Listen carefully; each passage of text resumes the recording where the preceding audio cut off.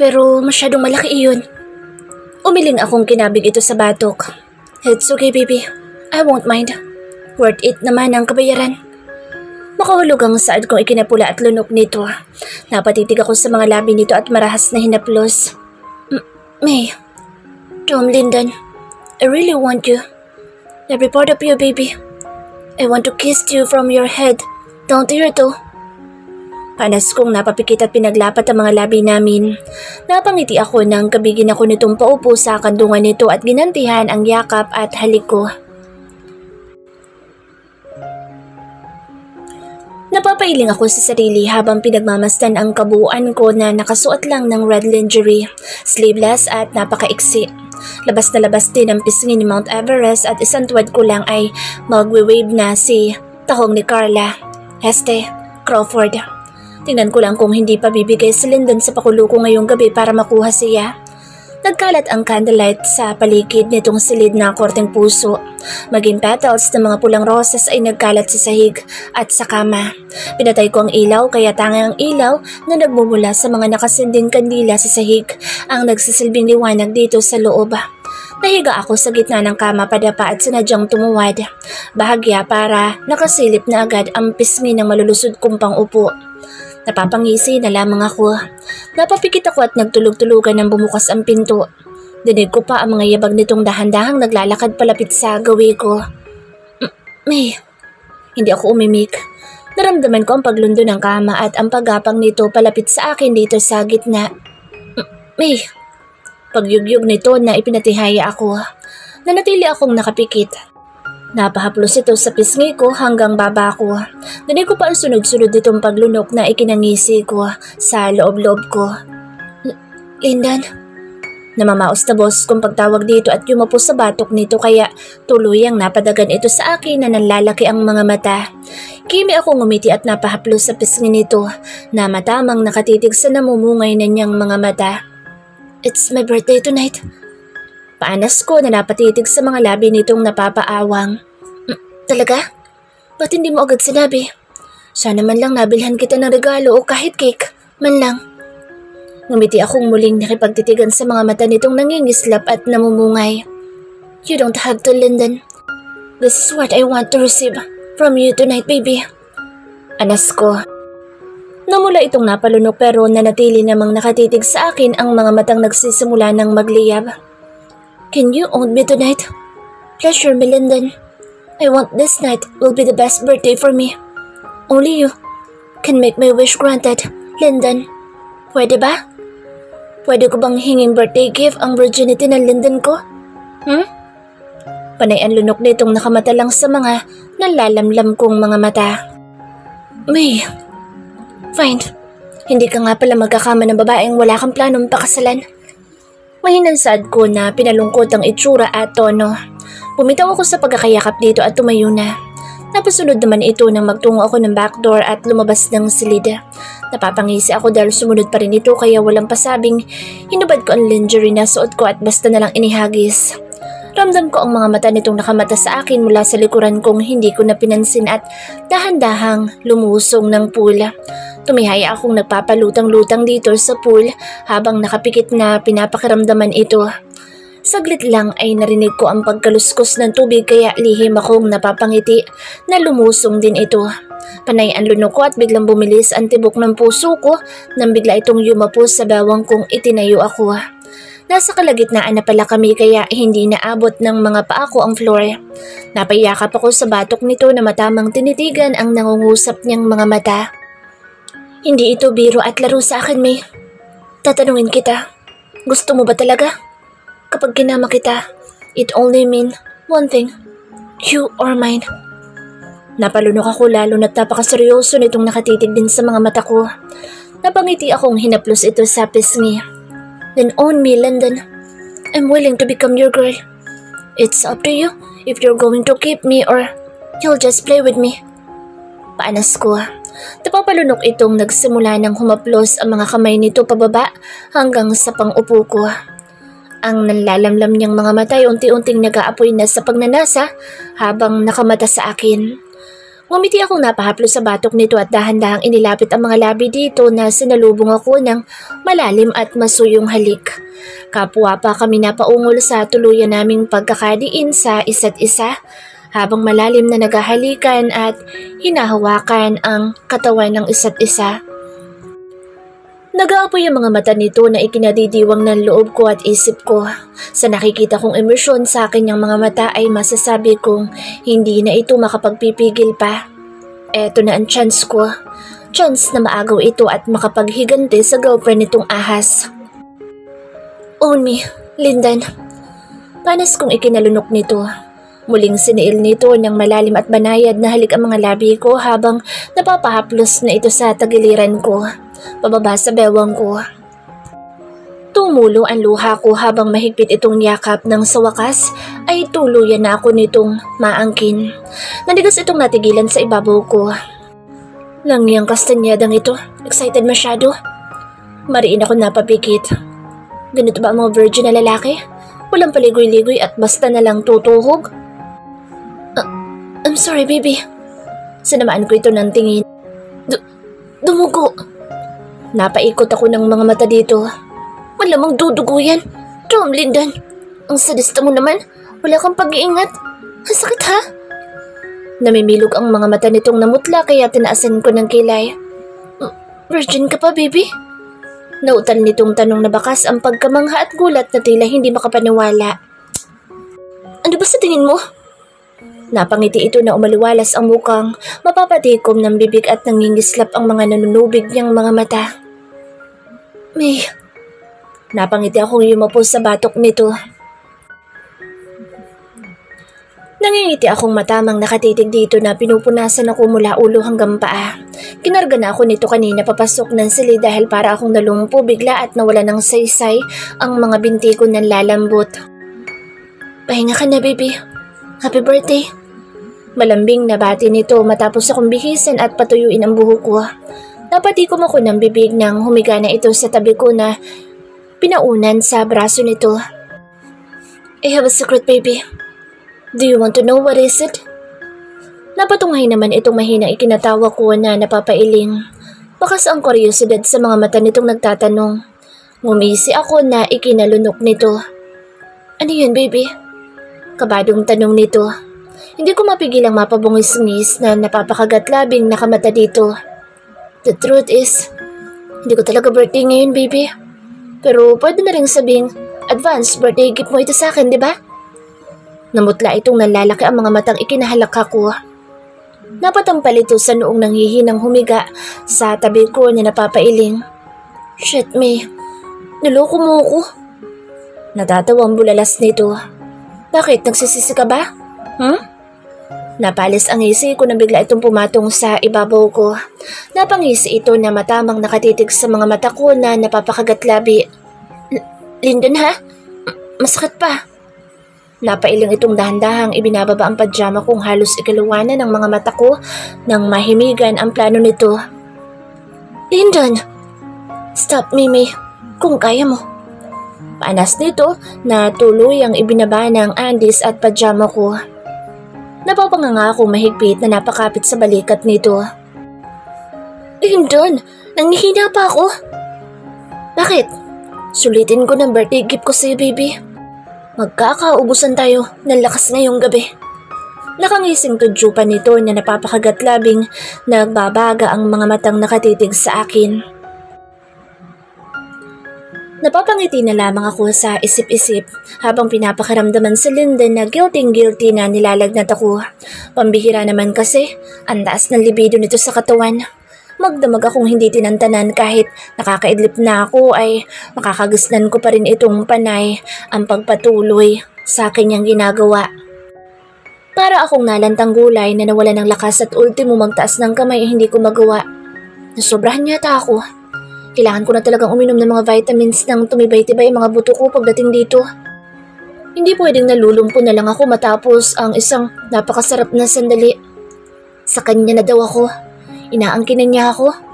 Ibig ba sabihin girlfriend na niya ako at hiwalayan na niya ang routine niya? So ako ang nagwagi kung ganoon. Ang saya naman. Come on baby, this place is ours. Gusto kong angkinin mo ko dyan sa pampang, sa kasagsagan ng malakas na alon at ulan. Dito din sa buhanginan habang naliligo tayo ng ulan at naiilawan ng kidlat. Labanan natin ang lamig na dala ng panahon sa ating pag-iisa. Paanas ko na pinalalambing ang boses habang nanlalamlam ang mga matang nakatitig dito na halos mangiyak na sa nakikita kong takot at pangamba. Don't you trust me?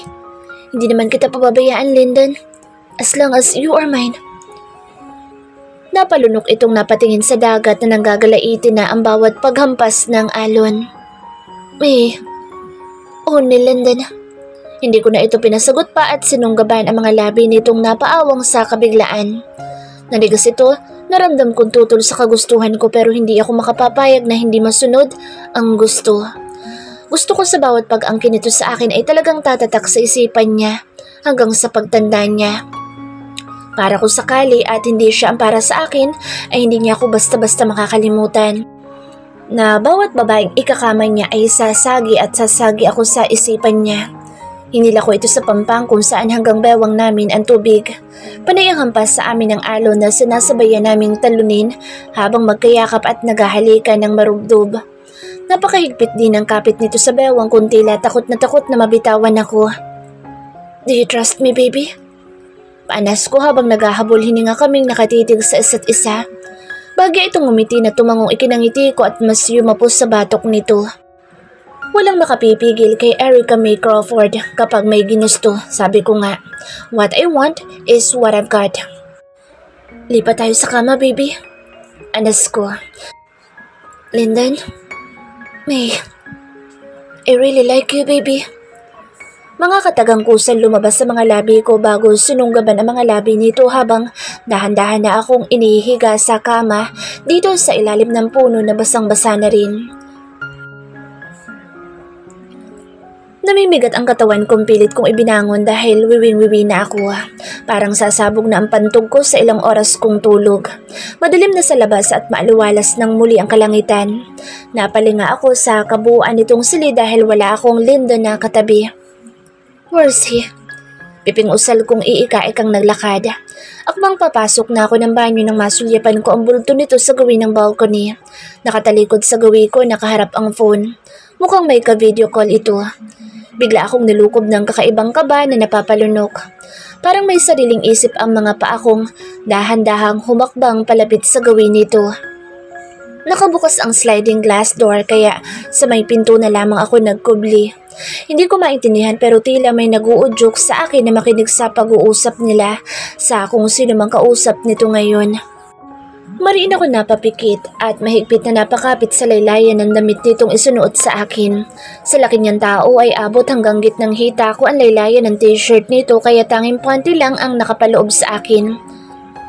Para sa babaeng mahal ko, minamahal ko at pakamamahalin ko pa, lalo para sa iyo ang awitin kong ito. Napatakip ako ng palad sa bibig na marinig ang bariton ng boss nito.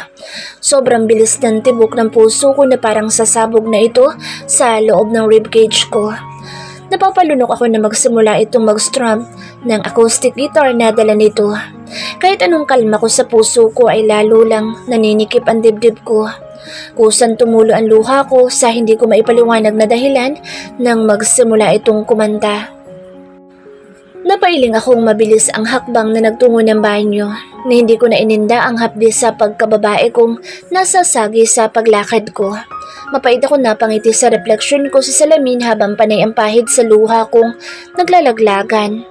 Napakuyom ako ng kamao na pilit kinakalma ang sarili. Mahal ko. Obviously, si Regine ang tinutukoy nito dahil kung ako sana. Di sana baby ang binigkas niyang endearment. Ang laki mong hibang, Erica. Napakalaki mong hibang para umasa na ipagpapalit ka niya sa ahas na Regine.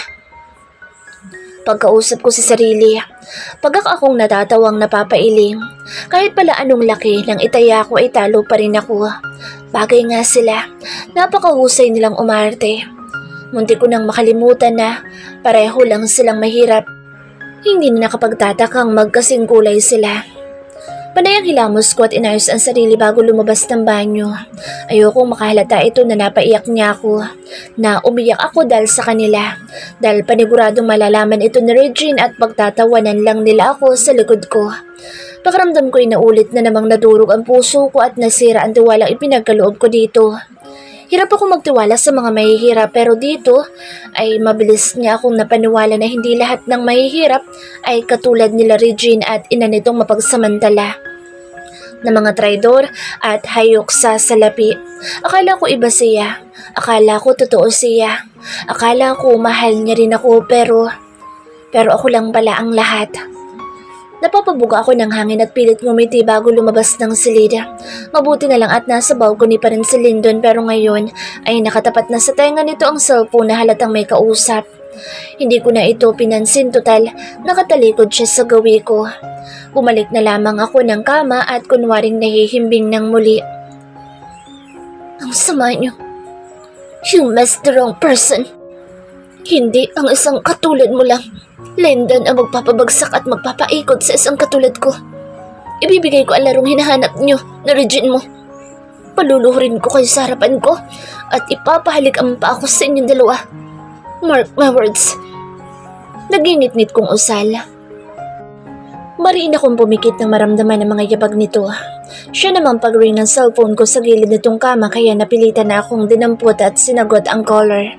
Nangunot-no ako at napaayos ng upo nang makitang si Ismael Infanta ang caller. Ang kanang kamay ni Mommy dito sa Hell Paradise nito at siya ring namamahala dito kapag wala si Mommy.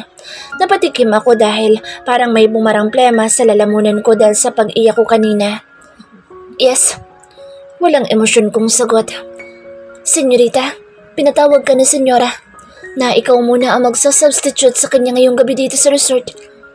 Nangunot lalo ang noo kong napaayos ng upo. What do you mean? Senyorita, may Diamonds Auction Party ho tayo magaganap dito sa Paraiso. Hindi makakadalo ang mommy mo kaya sinabihan akong sunduin kita dyan sa rest house mo. Napatampal ako sa noo. Mga nakaw din naman ang mga i-auction doon pero hindi biro ang presyo ng mga ninakaw nila dahil milyon at bilyon din ang halaga ng mga iyon. Fine, you don't have to fetch me. I'm with my boyfriend. Napatikom ako ng bibig ng masulya pang nangingiti si Lyndon na natawag ko siyang boyfriend ko. Lang yan naman no. May pupuntahan tayo? Sumunod ito sa akin dito sa wardrobe. Ayoko sanang ibalik na siya doon pero gusto ko pa rin subukan ang katapatan nito na umaasang sana mali lang ang hinala at kutob ko na nadadala lang ako ng takot ko sa karanasan namin ni Mommy sa nakaraan. Kimi akong ngumiti na pinilian ito ng maisuot. Isang all maroon tuxedo ang hinugot kong iniabot dito na nakangiti nitong tinanggap dahil nasulyapan ang dala kong maroon sleeveless dress na kapares ng tuxedo nito. Matapos ko mag-ayos at magbihis ay lumabas na ako ng wardrobe. Siya namang labas ni Lyndon sa banyo na nakabihis na rin. Maging buhok nito ay maayos ang pagkakawaks nito. Lalong tumingkad ang kagwapuhan at pagkamistiso sa ayos at suot na ikinangiti ko ng kusa. Let's go. Mahalaga ang party na dadaluhan natin sa Paraiso. Nanigas itong natigilan na ikinatingala ko. Namutla ito na nalalaki ang mga mata. Pagkak akong natawa sa isip-isip ko. Don't worry. Action party ang dadaluhan natin, hindi kasino. Lalong-lalo nang hindi sa clubhouse. Untag ko dito. Napapalunok itong napatunghay sa akin. Namumuo na agad ang pawis nito sa noo. Talaga? Nagdududang tanong nitong ikinatawa at iling ko na hinila na ito pababa ng bahay. Napapailing na lamang ako nang mapahigpit ang hawak nito sa kamay ko pagpasok namin ng Paraiso. Kaagad nagsiyukuan ang mga tao naming nakahilera dito sa hallway sa pagdaan namin ni Lyndon. Senyorita! Napataas kilay ako nang masayang sinalubong kami ni Ismael na akala mo'y matalik kong kaibigan. Saglit itong natigilan ng mapatingin kay Lyndon at sa kamay namin magkahawak. Lalo kang gumaganda, Senyorita Erica. I was born pretty. Hindi mo na ako kailangan bulahin, Ismael. Hindi ako ang amo mo. Ismid ko pero napakalapad pa rin ang ngiting animoy hindi nangangawit. Let's go. Inaantok na ako. Yumuko itong naglahad ng kamay. Nauna na kami ni Linda na pumasok ng room kung saan ang auction party. Marami-rami na ang nandirito na pawang mga naka-formal ang suot at katulad namin ni Lyndon ay may suot na maskara sa mga mata para hindi kami makita ang buong itsura namin. Ano bang meron? Bulong nito na makaupo na kami ng palingalinga sa mga tao dito. Bentahan ng mga diamonds. Simpleng sagot ko. Natigilan itong napapalunok na nilingon ako. Kimi akong ngumiti at pinipisil-pisil ang kamay nitong nanlalamig at naninigas dala marahil ng kabiglaan at kaba. Umayos na kami ng upo na magsimula ng auction mula sa pinakamaliit na dala nilang diamante, cost 100 million na halos ikaluwa ng mga mata ng katabi ko, lalo na't pataas ng pataas ang bidding. Napapailing na lamang ako na pinapakaramdaman itong halos matuo dito sa tabi ko dahil bawat item ay pataas ng pataas ang presyo. Hanggang sa madako sa final item na isang necklace na may pendant na malaking diamond ng hugis puso. Ang Ocean's Heart na nagsimula ang bidding sa 10 billion. Panay ang lunok nito na nakamata lang sa monitor sa harapan kung saan na ipapakita ang itsura ng necklace na kumikinang, lalo na ang pendant nitong tunay na diamante. Pataas ng pataas ang bidding na umaabot hanggang sa 900 billion na naging final. Napailing akong nagtaas ng placard nang wala nang tumatapat sa huling tawad na 900 billion. Napangisi ako nang nanigas sa Lyndon na napalingon sa akin. 950 billion USD. Napasinghap ang lahat sa narinig sa akin at isa-isang napapapalakpak at napapahiyaw. Tumayo akong napayuko sa lahat ng may matamis ng ngiti. Congratulations, Madam Crawford! Pinalnasaan ng MC sa harap. Inakay ko na sa Linda na umakyat ng stage para tanggapin ang necklace na nakasilid pa sa isang safety glass box na kailangan pa ng code at fingerprint ng may dala bago mabuksan. Namamangha ko itong pinagmamasdan na kumikinang lalo na ang diamante nito. Hindi naman na bago sa akin ang mga ganito pero masasabi kong ito ang pinakagusto kong pinabili ni Mommy sa mga auction party na nagaganap dito tungkol sa pagbebenta ng mga diamonds. Nanginginig ang kamay ko na napapanganganang iabot na sa akin ito. Nakatutok din ang lahat sa akin na namamanghang pinagmamasdan sa monitor ang Ocean's Heart necklace na hawak ko. Napapangiti akong hinahaplos ito habang paalis na kami ni Lyndon sa paraiso, lula ng speedboat kasama ang mga tao namin. Sa sobrang pagkamangha ko ay halos hindi ko na iniaalis ang tingin dito at hindi na napapansin ang reaksyon ni Lyndon na katabi ko. Napakatahimik din naman ito na mukhang mas kabado pa kesa sa akin. Matapos magpaalam ang mga tao naming naghatid sa amin ni Lyndon dito sa rest house ay magkayakap na kaming pumasok nito. Kampante naman akong kahit lusubin kami ng kung sino dito sa rest house ko ay makakaligtas pa rin kami ni Lyndon dahil may secret underground ang bahay na susulpot sa ilalim ng kaharap naming lagoon na isang hideout na pinasadya ko. Ang ganda, di ba? Bulalas ko pagkaupo namin ng sala. Yeah. Napalingon ako dito at napabusangot na napakasimple lang ng komento nito. Wala din akong mabasang kamanghaan sa mga mata nito kundi takot at pagkabahala. Napakunot no akong matama na tinititigan ito na napakalalim ng iniisip. May problema ba, baby? Napahinga ito ng malalim na nilungon na rin ako at pilit ngumiti na kinabig akong niyakap at sumandal ng sofa. May iniisip lang, baby. Pero sana hindi mo nalang binili yan. Nguso nito sa necklace na hawak ko sa matamlay na tono. Bakit? Napatingala ako dito. Napakaseryoso pa rin ang itsura nitong tila may kinakatakutan. Hindi mo ba naiisip? Maaari mong ikapahamak ang pagbili mo niyan, May. Napabitaw ako dito nang umiting matiim na tumitig sa mga mata nitong puno ng takot at pag-aalala. Lyndon, don't worry. Safe naman tayo dito. Isa pa, loyal ang mga tao ni Mommy. Isang tawag ko lang sa kanila ay magsisidatingan na ang mga iyon dito para sakluluhan tayo kung may mga ngahasman na nakawin ito sa atin. Ani ko na tinutukoy ang necklace. Pilit itong umiti ngunit bakas pa rin ang discomfort sa mga mata nito. Teka, anong ginagawa mo? Pigil nito sa akmang pagsuot ko sa kanya ng necklace. Sinusuot sa'yo? Patanong kong sagot. Namutla itong umiling na pilit inilalayo ang necklace sa leeg nito. Ayoko, May. Ikaw na lang. Napahinga ako ng malalim. Akala mo naman ay kakainin siya ng necklace sa pagkaputla at takot nitong maisuot sa kanya ito.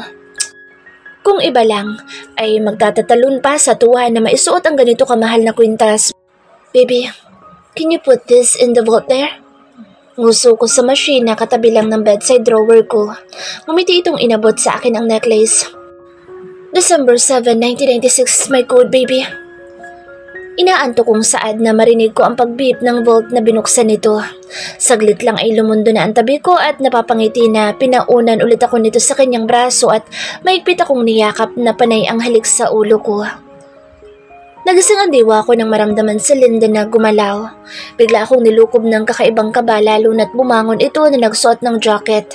Maingat itong lumabas ng silid kaya dali-dali akong humagilap ng jacket ko at napasunod dito. Napakalakas ng kabog ng dibdib ko habang pakubli-kubling sinusundan ito palabas ng bahay. Napayuko ako sa malaking halaman dito sa malapit sa gate nang may sinalubong itong babae. Maingat akong mas lumapit pa para marinig ang pag-uusap nila kahit para nang sasabog ang puso ko sa sobrang lakas ng kabog nito. Napapalunok akong pigil-pigil ang paghinga nang mas makalapit ako sa gawin ng mga ito. Napakuyom ako ng kamao at umigting ang panga nang makilalang ang babaeng kaharap nito ngayon ay walang iba kundi si Regine. Look at me, Lyndon. Tell me, do you still love me? Humihikbing saad nito na nakahawak sa dalawang kamay ni Lyndon. Nakatalikod sa gawi ko si Lyndon kaya hindi makita kung umiiyak din ba ito. Napapikit ako at piping nagdarasal na sana tanggihan niya at sabihing may mahal na siyang iba. I do. Mahal kita, Regine. Mahal kita. Napaatras akong napatakip ng bibig at lumayo sa mga ito. Hindi ko kayang marinig ulit mula sa kanya kung gaano niya ito kamahal. Panay ang tulo ng luha ko. Kahit gusto kong iiwas ang paningin sa kanila ay para namang nakamagnet ang mga mata kong nakatitig sa kanilang dalawa dito sa malayo. Nakahawak pa rin si Regine sa kamay nito na napapayo ko at mukhang umiiyak. Maya pa yumakap ito kay Lyndon at ang masakit ay niyakap niya rin ito habang hinahaplos sa likod at panay ang halik sa ulong tila inaalo. Mapait ako napangiti at napasunod ng tingin sa mga ito nang akbayan ito na Lyndon pabalik ng pangpang at sumakay silang dalawa sa isang demaki ng bangka.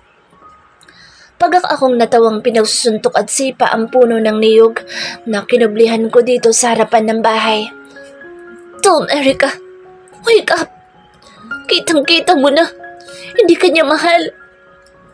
Ginagamit ka lang nila. Pinapaikot-ikot ka lang niya. Pagwawala ko na ibinubuhos ang galit at sakit sa dibdib ko sa pambabugbog sa puno nitong niyog na nananahimik sa tabi. Nagagalaiti akong nagpapanting ang panga at hindi mapigilan ang mga matang manlisik habang naghahabol ng hininga. Dumudugo na ang mga kamao ko nang tandanan ko na ang niyog na ginawang punching bag. Fine. Iyon ang Lyndon mo. Nakuha mo naman na. Isaksak mo sa lagusan mo. Natatawang saad ko na nagpamewang at nagtungo ng batuhan sa laguna. Muli kong inakyat ang mataas na bato dito kung saan inakyat namin dati ni Lyndon na panay ang alalay sa akin. Naupo ako sa tuktok nito na napapailing sa sarili. Nangiya, kahit kinakastiguhan ko ang sarili ay hindi ko pa rin mapigilang mapahagulhol at yakapin ang sarili. Nagising ako sa mga sigaw na pagtawag sa akin. Mataas na pala ang sikat ng araw at nandito pa rin ako sa taas ng bato. Napatayo ako at napakusot-kusot ng mga mata na mamataan ang nagkalat namin tao sa paligid na sumisigaw at tinatawag ako. What? Napalingon ang mga ito sa gawi kong agad na napatakbo palapit sa akin. Napakunot-no akong tumalo na ikinanganga at singhap ng mga ito. Tuwid akong tumayo at sigang-sigang naglakad palapit sa mga ito. What brings you here? Asik ko. Senyorita, hindi niyo ba alam? May nagnakaw sa Ocean's Heart na diamond necklace niyo. Nanigas akong tuluyang nagising ang diwa. Nahuli po namin ang salarin. Nasa resort hall sa basement. Let's go. Napakuyom ako ng kamao nang sumakay ng speedboat, pabalik ng resort at tumuloy sa basement nitong hotel. Nasaan siya? Dito po, senyorita. Nangatog ang mga tuhod ko na napamata sa isang lalaki nakatali sa silya, naduguan at walang malay. Tumulo ang luha kong napailing-iling. Senyorita, nahuli namin siyang tumatakas ng isla dala ang diamond necklace niyo. Nalalaban pa yan kaya pinabugbog ko na. Ani Ismael na ibinalik sa akin ang diamond necklace kong pinatago ko kagabi kay Lyndon. Napapalunok akong napatingin dito at mapait na napangiti, duguan at mukhang hinang-hina. You just proved that my instinct are right. How dare you? You ruined my trust. Piping usal kong napapakuyom ng kamao. Senyorita, anong gagawin namin sa kanya? Tumalikod na ako. Hindi ko siya matagalang makita na bugbog sarado at duguan. Let him go. Pero, are you deaf? Opo, senyorita. Palalayain na po namin siya. Tumalikod na akong sinamaan ng tingin ang mga ito. You pay for this. I swear. Sasingilin ko kayo ng triple. Humanda kayo sa akin. Regine. Lyndon.